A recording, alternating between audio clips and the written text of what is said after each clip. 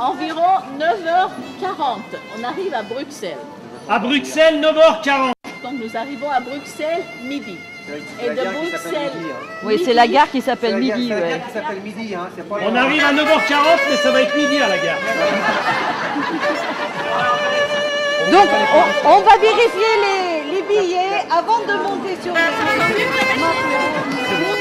Après la chute du mur de Berlin, après l'explosion de l'Union soviétique, une nouvelle Europe voulant se constituer a voulu tourner la page en laissant la résolution de la reconnaissance du génocide de 1987 dans les tiroirs et passer à une étape où l'on encouragerait la Turquie à entrer dans l'Europe sans préconditions et en particulier sans les préconditions de la reconnaissance du génocide des Arméniens.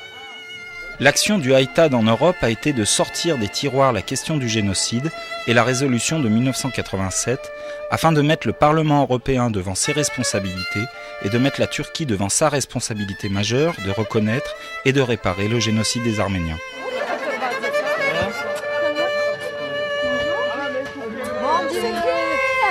Après avoir été un événement purement arménien, le génocide, les commémorations du génocide des Arméniens arrivaient à une échelle internationale, rentraient dans un texte international, à savoir le Parlement européen, qui, par une reconnaissance formelle et évidente, donnait une valeur politique et internationale à la question arménienne.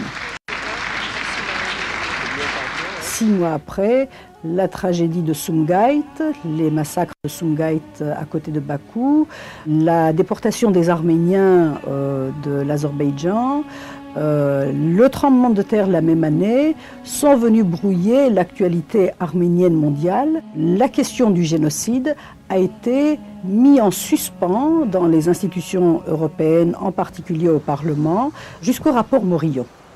La France reconnaît publiquement le génocide arménien de 1915, aujourd'hui, 18 janvier 2001. La reconnaissance en France du génocide des Arméniens a été un long processus. C'est dans les années 60-70 que ce processus a été engagé par les comités de défense de la cause arménienne de toute la France. Et lorsque le Sénat français a